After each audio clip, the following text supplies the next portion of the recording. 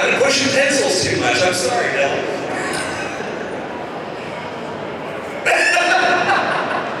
He didn't prepare me for that. I do have one urban legend that I either want to hear your comment on, or you can just completely flatly deny it, whatever the case may be. On the set of Predator, Yes. there's a story that at some point in the production, and you and Arnold hit about famously the whole 9 yards, Yes. but a friendly rivalry breaks out over the time when the wake up happens in the first workout. It's because Arnold would famously get up at 6 a.m. It's call times at 9.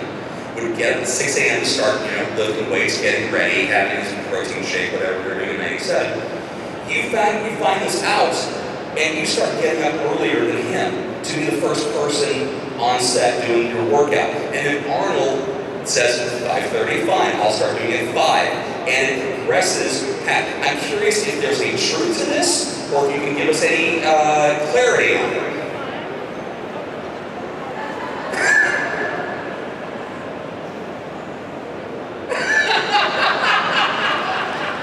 What she just signed, just in case some of you are not like us who really know how to do this, I said I cannot confirm nor deny. Okay. Okay?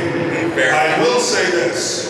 The first time he met me, he looked at my eyes and he said, "Guy, I will bury you." And he never did. No, we really did have a great time. And yes, you got guys together who train a lot and think of themselves as athletes and think of themselves as very manly and think of themselves as the best thing walking the planet at the time. And of course, competition ensues. It's on, man. And the only thing about this particular story is there were 7 of us. So 7 guys. That's a lot of testosterone in one place at one time. And there was 1 woman. So of course we're all flexing and trying to do our thing to show the lady that we're the machoist of all, right?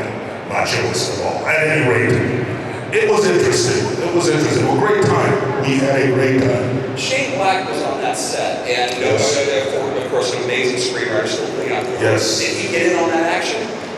Shane trained, but Shane's a guy who, as I observe him, who's looking and picking up little pieces from everybody.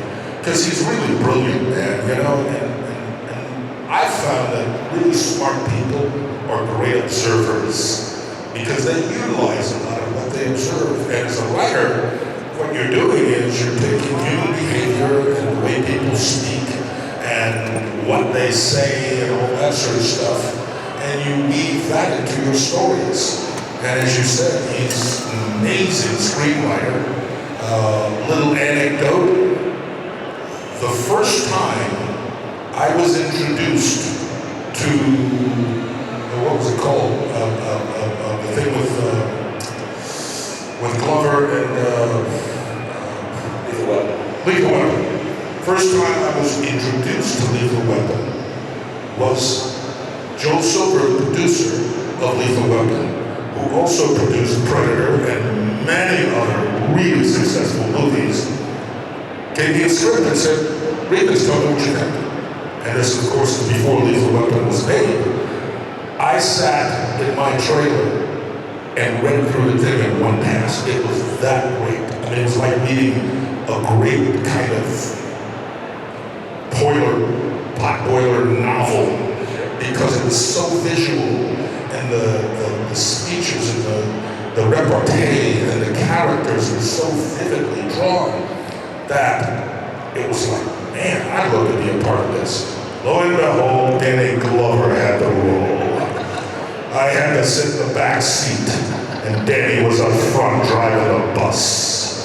But yeah, great movie, man. And Shane, gotta applaud this guy for what he's done. But could you have literally said, "I'm too old for this S" through 6 movies? Could you? Because you're never going to be too old for this S. No. Okay. Come on. How can I say that? I'm like a little kid. I've just begun to figure out how to walk. Next I'll be able to run. I'll fall a lot, but I'll be able to run. In terms of the Mandalorian, who was your favorite to work with on the cast and why? My favorite person? Yeah, favorite person to work with. Wow. Well, I can say this. My favorite character was the baby.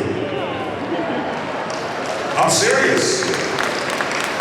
Part of the reason is you can tell the baby what to do and the baby can't talk back. Actors have their own agendas and they always know better than the director. Always, right? But you know what? It was a wonderful group of people to work with. And more than anything, what a novel piece of, I guess you could call it Star Wars-like story. You know, something in that multiverse. And Jon Favreau is such a creative guy. You've seen him as an actor and you know his work as a director. But man, when you work with somebody like that, who is so bright, so sharp, so well-versed, just so creative, and you know, you're just kind of like you're sitting at the knee of a kind of cinematic Buddha, and you really just feel lucky. And it's one of those pieces of material that, you know, obviously the proof's in the pudding. People love it. People absolutely love it. But the baby, I love the baby. Give me some baby.